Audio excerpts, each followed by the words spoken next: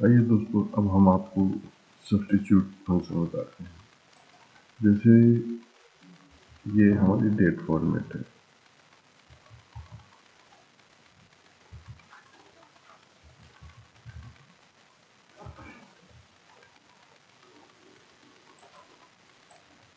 ये actually date format है ही नहीं।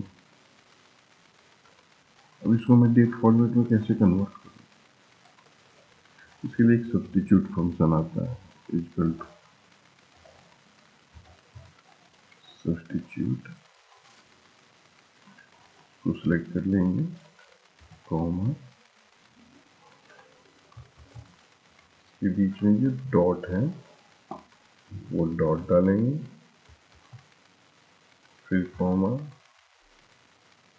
इसके बाद मुझे क्या डालेंगे, ये डालेंगे। तो आप देखें, ये है हमारी 10 to 24। सब्स्टिट्यूट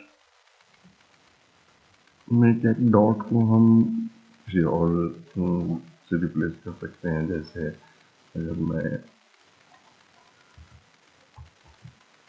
क्वेश्चन मार्क डाल दूँ तो क्वेश्चन मार्क हो जाएगी। अगर मैं इसको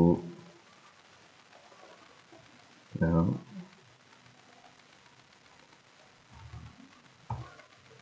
फाइव डालूँ तो फाइव हो जाएंगी। ठीक है सर, ये सब्स्टिट्यूट फंक्शन है।